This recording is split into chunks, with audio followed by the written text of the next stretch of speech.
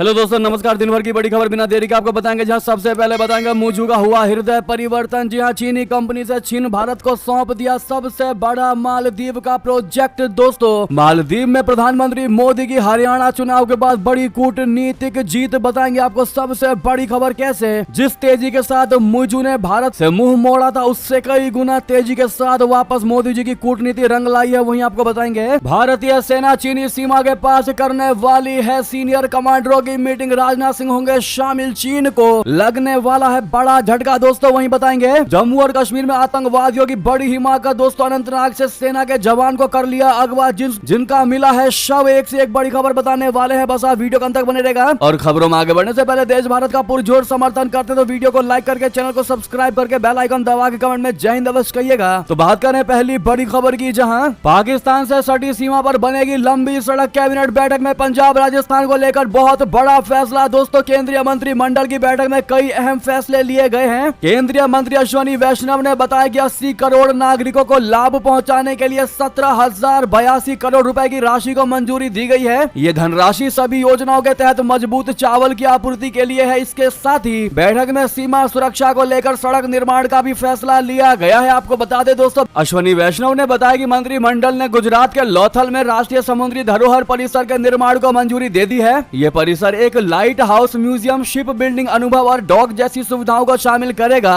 राजस्थान और पंजाब में सड़कों का निर्माण को मंजूरी दी गई है। राजस्थान और पंजाब के सीमावर्ती क्षेत्रों में 2280 किलोमीटर सड़कों के निर्माण के लिए 4,406 करोड़ रुपए की योजना को मंजूरी दी गई है, जो कि ये सड़क पाकिस्तान के हर एक नापाक मंसूबों के लिए काल बन सकती है। दोस्तों, ऐसे में प्रधानमंत्री नरेंद्र मोदी के सरकार का यह फैसला वाकई में पाकिस्तान की हेकड़ी निकालने के लिए काफी है। राजस्थान पंजाब इलाकों में तो वहीं आपको बता दें, मालदीव के नए राष्ट्रपति मोहम्मद मुइजू का हुआ हृदय परिवर्तन। चीनी कंपनी से चीन भारत को सौंप दिया सबसे बड़ा प्रोजेक्ट। दोस्तों, मालदीव में मोदी की कूटनीति की विजय की सबसे बड़ी खबर आपको बता रहे हैं, एक्सक्लूसिव जानकारी। भारत यात्रा पर आए मालदीव के राष्ट्रपति मोहम्मद मुइजू ने एक बड़ा फैसला किया है। उन्होंने मालदीव में चीनी कंपनी से लामू गादू ट्रांसशिपमेंट पोर्ट प्रोजेक्ट छीनकर उसे भारत को सौंपा है। इस प्रोजेक्ट को पहले एक चीनी कंपनी को पूरा करना था, लेकिन उसने कोई भी जमीनी काम को अंजाम नहीं दिया था। लामू गादू ट्रांसशिपमेंट पोर्ट प्रोजेक्ट को भारत के लिए रणनीतिक रूप से अहम माना जा रहा है। मालदीव के सरकारी बयान में कहा गया है कि लामू गादू ट्रांसशिपमेंट पोर्ट प्रोजेक्ट को भारत के साथ मिलकर पूरा करने का फैसला किया गया है। जी हाँ, सबसे बड़ा सवाल, मुइजू ने चीन को छोड़कर भारत को क्यों चुना? तो आपको बता दें, मालदीव की मीडिया अधाधु की रिपोर्ट के मुताबिक इस परियोजना में शामिल चीनी कंपनी को प्रमुख अंतरराष्ट्रीय बैंकों ने ब्लैक लिस्ट कर दिया है। मालदीव की तरफ से मालदीव पोर्ट लिमिटेड ने CAMCE के साथ समझौते पर हस्ताक्षर किए थे। मालदीव की सरकार ने यह नहीं बताया कि CAMCE के साथ समझौता रद्द किया गया था या नहीं, इसीलिए यह स्पष्ट नहीं है कि सरकार भारत के साथ मिलकर इस परियोजना को कैसे आगे बढ़ाने की योजना बना रही है। लेकिन दोस्तों, एक चीज तो तय है कि मोदी की कूटनीति ने चीन के मुंह से छीन करके प्रोजेक्ट अपने नाम कर लिया है। दोस्तों, जो कि वाकई में दर्शाता है कि चाइना भारत से कोई भी चीज दूर लेकर चला जाए, लेकिन भारत हाथ देकर निकाल सकता है। जी हाँ, ऐसे में मोदी जी की इस कूटनीति पर आपकी क्या राय होने वाली, दोस्तों अवश्य बताइएगा। तो वहीं आपको बिग ब्रेकिंग न्यूज बता दे, टेंशन में होगा चाइना। कल भारतीय सेना चीनी सीमा के पास करेगी सीनियर कमांडरों की मीटिंग, राजनाथ सिंह होंगे इसमें शामिल। जी हां, भारतीय सेना के बड़े अधिकारी 10 अक्टूबर को सिक्किम में एक महत्वपूर्ण बैठक करने वाले हैं। इस बैठक में रक्षा मंत्री राजनाथ सिंह भी शामिल होने वाले हैं। गुरुवार को हो रही शीर्ष अधिकारियों की बैठक पहली बार चीनी सीमा के काफी करीब हो रही है। इस बैठक में देश की सुरक्षा से जुड़े कई मुद्दों पर चर्चा होगी। ये बैठक गुरुवार को गंगटोक में शुरू होगी। ये पहली बार है जब सेना की कमांडर्स मीटिंग चीन सीमा के इतने करीब हो रही है। 2020 में गलवान में हुई झड़प के बाद सेना ने अपनी कई यूनिट्स को चीन सीमा पर तैनात कर दिया था। इनमें एक स्ट्राइक कॉर्प्स भी शामिल है। सेना प्रमुख जनरल मनोज पांडे इस बैठक में अपने वरिष्ठ कमांडरों के साथ सुरक्षा और प्रशासन से जुड़ी चुनौतियों पर चर्चा करेंगे। भविष्य की योजनाओं पर भी बातचीत होगी। इसके साथ ही कई अहम फैसले भी हो सकते हैं। बता दें कि चीन के साथ सीमा पर शांति समझौते के संकेत मिले हैं, लेकिन अभी भी स्थिति तनावपूर्ण बनी हुई है। ऐसे में ये मीटिंग चीन के लिए काल बन सकती है। वहीं आपको बता दें, जम्मू और कश्मीर में आतंकवादियों की बहुत बड़ी हिमाकत, अपने भारत के सेना के जवान को ही अगवा कर लिया दोस्तों, जिनका अब शव मिला है अनंतनाग में। बता दें, जम्मू और कश्मीर में टीए यानी प्रादेशिक सेना के 2 जवानों का आतंकवादियों ने मंगलवार अपहरण कर लिया। उनका शव जंगल में बरामद किया गया है। हालांकि अब तक इसको लेकर सेना की तरफ से आधिकारिक यानी ऑफिशियली तौर पर कुछ भी नहीं कहा गया है। घटना अनंतनाग की बताई जा रही है। सूचना लगते ही सुरक्षा बलों ने इलाके में तलाशी अभियान शुरू कर कर दिया है। दोस्तों समाचार एजेंसी ANI ने सूत्रों के हवाले से जानकारी दी और लिखा है कि आतंकवादियों ने अनंतनाग से कथित तौर पर TA के जवान का अपहरण कर लिया है। एजेंसी ने सूत्रों के हवाले से लिखा है कि अनंतनाग के जंगल इलाके में कथित तौर पर 2 सैनिकों का अपहरण किया गया था, लेकिन इनमें से एक चंगुल से छूटने में सफल रहा। समाचार एजेंसी ने सूत्रों के हवाले से बताया है कि जवान का शव बरामद कर लिया गया है। उनके शरीर पर गोली के निशान पाए गए हैं। जवान कल से ही गायब थे और उनकी तलाश में सुरक्षा बलों की तरफ से तलाशी अभियान चलाई जा रही है। एजेंसियों के अनुसार सूत्रों ने कहा कि जम्मू और कश्मीर के अनंतनाग में जंगल के इलाके में प्रादेशिक सेना के 2 जवानों का आतंकवादियों ने अपहरण कर लिया था।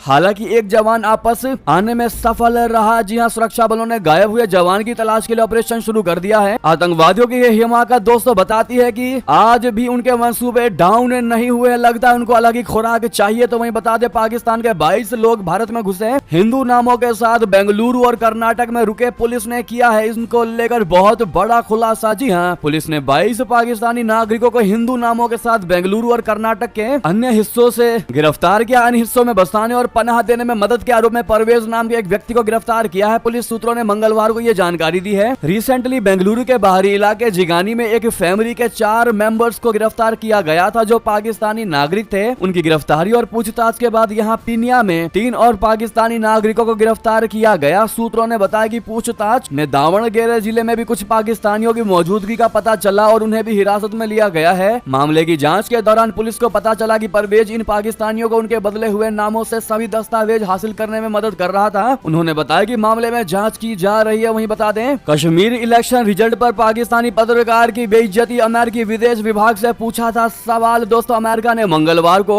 जम्मू कश्मीर में हाल ही में संपन्न विधानसभा चुनाव और मंगलवार को आए चुनावी नतीजे पर अपनी प्रतिक्रिया दी, अपना रिएक्शन दिया। जहां भारतीय जनता पार्टी बहुमत हासिल करने में नाकाम रही और नेशनल कॉन्फ्रेंस कांग्रेस गठबंधन ने ऐतिहासिक जीत दर्ज की है। वॉशिंगटन में एक प्रेस कॉन्फ्रेंस के दौरान अमेरिकी विदेश विभाग के प्रवक्ता मैथ्यू मिलर ने पाकिस्तानी पत्रकार की तरफ से पूछे गए सवाल को नजरअंदाज करते हुए कहा कि स्वतंत्र और निष्पक्ष चुनाव एक संपन्न लोकतंत्र की आधारशिला है और जब इन चुनावों की बात आती है तो हम किसी भी पार्टी या उम्मीदवार पर कोई रुख नहीं अपनाते हैं। अमेरिकी विदेश विभाग के प्रवक्ता ने पाकिस्तानी पत्रकार के सवाल का कोई भाव नहीं दिया, जो पाकिस्तान के लिए बहुत बड़ा झटका है, जो लंबे अरसे से अमेरिका की मध्यस्थता चाहता है। जी हाँ, अमेरिकी विदेश विभाग के प्रवक्ता ने पाकिस्तानी पत्रकार के सवाल का कोई भाव नहीं दिया, जो पाकिस्तान के लिए बहुत बड़ा झटका है, जो लंबे अरसे से अमेरिका की मध्यस्थता चाहता है। जी हाँ दोस्तों, नेक्स्ट खबर की बात करते हैं। लेकिन आप लोगों ने अभी तक वीडियो को लाइक नहीं किया तो सामने लाइक का बटन है, जरूर दबाइएगा दोस्तों, ताकि हमारी मेहनत सफल हो सके और हमें भी सपोर्ट मिल सके आपका। तो दोस्तों वहीं आपको बता दें, भारत ने गरीबी कम करके दिखाई है। जी हाँ, यूनाइटेड नेशन अधिकारी ने जमकर भारत की तारीफ की है कि भारत में गरीब कम हुए हैं, खूब गिनाई है भारत की उपलब्धियां। दरअसल अगर हम कहें कि आने वाले कुछ ही समय में अपना भारत विकसित देश बन जाएगा तो दोस्तों ये कहना कतई भी गलत नहीं होगा। भारत ने गरीबी कम करने, विद्युतीकरण को विस्तार देने और स्वच्छ जल एवं स्वच्छता तक पहुंच में महत्वपूर्ण प्रगति की है। ये जानकारी संयुक्त राष्ट्र जनसंख्या कोष बोले तो UNFPA की कार्यकारी निदेशक नतालिया कैनम ने दी। अपनी 3 दिवसीय यात्रा के दौरान कैनम ने कहा कि जब मैं पीछे मुड़कर देखती हूँ तो पाती हूँ कि गरीबी में महत्वपूर्ण कमी आई है, विद्युतीकरण में हुई प्रगति और सभी के लिए स्वच्छ जल व स्वच्छता की आकांक्षाओं को देखना आश्चर्यजनक है। संयुक्त राष्ट्र के लिए यह गर्व की बात है कि हम इन उपलब्धियों में बहुत बड़े और प्रमुख साझेदार रहे हैं। जी हाँ दोस्तों, मेरा भारत महान कहना मत भूलिएगा आप लोग कमेंट में। तो वहीं आपको बता दें, ईरान को सबसे पहले बोलिए। दरअसल तेहरान ने भारत से कर दी है मध्यस्थता की मांग तो इजराइल ने दे दिया करारा जवाब, बता दी अपनी कंडीशन, अपनी शर्तें। दरअसल ईरान और इजराइल में बने जंग जैसे हालात के बीच दुनिया की नजर उन देशों पर है जिनके इन दोनों मुल्कों से अच्छे संबंध हैं। भारत भी उन देशों में शामिल है जिनके बारे में माना जाता है कि वो ईरान इजराइल विवाद में मध्यस्थ की भूमिका निभा सकते हैं। हाल ही में इजराइल और ईरान ने कहा था कि उन्होंने भारत के जरिए अपना संदेश पहुंचाया है। अब इजराइल के विदेश मंत्रालय की ओर से भारत की भूमिका पर अहम बयान आया है। इजराइल के विदेश मंत्रालय के उप प्रवक्ता एलेक्स गैंडलर ने कहा कि भारत सरकार के साथ हमारे बहुत अच्छे संबंध है। ये संबंध सिर्फ सरकारी स्तर पर ही नहीं बल्कि लोगों से लोगों के स्तर पर भी है। इजराइल के लिए भारत एक अहम साझेदार है। हम भारत को एक ऐसी आवाज के रूप में देखते हैं जो पश्चिम एशिया में अहम है, जो मध्यस्थ भी भूमिका में हो सकता है। वहीं बता दें, लेबनानी राजदूत ने महात्मा गांधी का एक वीडियो शेयर करके क्या लिखा जिसकी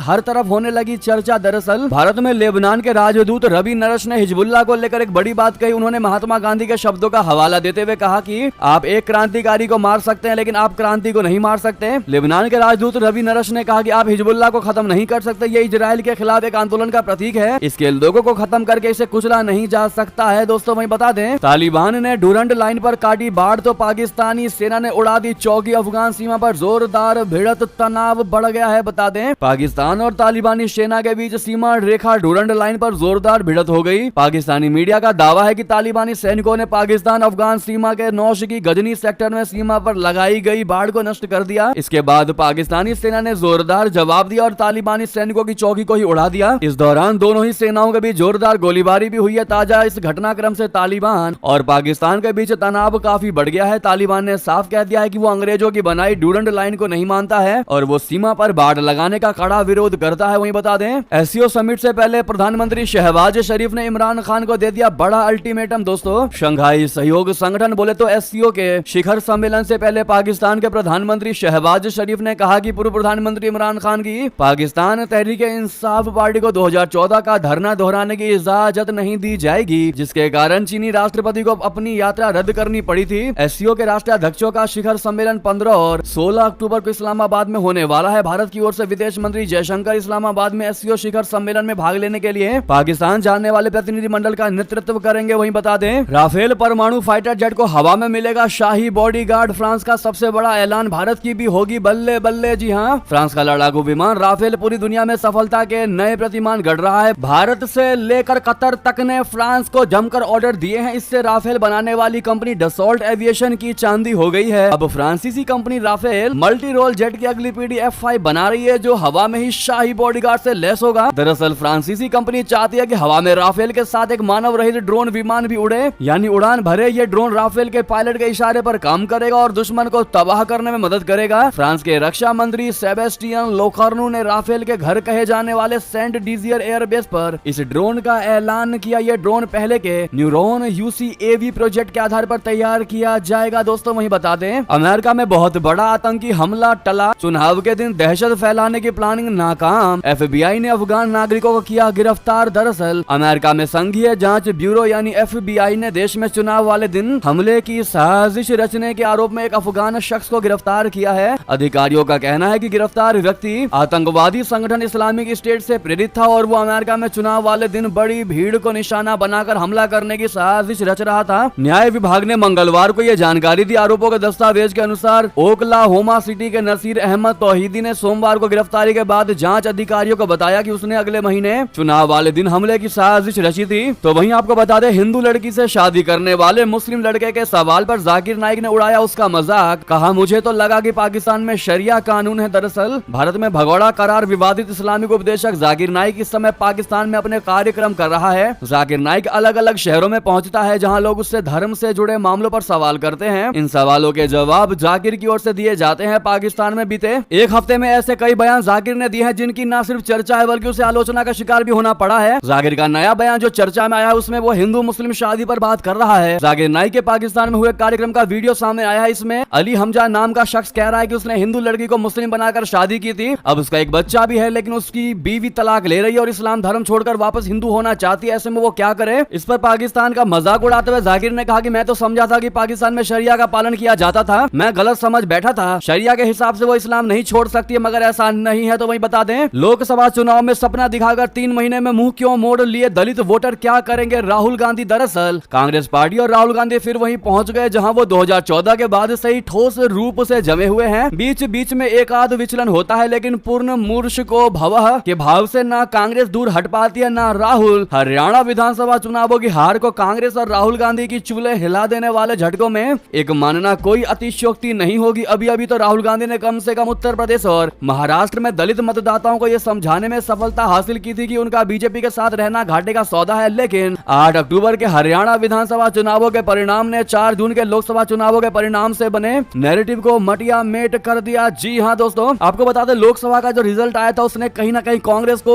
ओवर प्राउड डाल दिया। दोस्तों, एक घमंड ला करके खड़ा कर दिया। कांग्रेस को लग रहा था कि जिस प्रकार से हरियाणा के किसान ने मोदी सरकार के खिलाफ ही की थी, मोदी सरकार के लिए प्रोटेस्ट किया था, उनको ये लग रहा था कि पूरा का पूरा हरियाणा ही अब मोदी के खिलाफ हो गया। जबकि रियलिटी दोस्तों, लोगों ने विपक्ष को करारा जवाब देते हुए बता दिया कि हरियाणा में बीजेपी को लेकर सबके पॉजिटिव विचार है, कोई भी उससे रूठा नहीं है। बहरहाल दोस्तों, हरियाणा चुनाव में बीजेपी की जीत पर आपकी क्या राय है बताना मत भूलिएगा। बहरहाल दोस्तों, ये थी की सारी बड़ी खबरें। आपको हमारी खबर कैसी लगी? आशा करता हूँ बहुत अच्छी लगी होगी। थोड़ी भी अच्छी लगी तो वीडियो को लाइक करके चैनल को सब्सक्राइब करके बेल आइकन दबा के कमेंट में जय हिंद अवश्य कहिएगा। मिलता अगली खबर में। बहुत बहुत धन्यवाद। जय हिंद, जय भारत।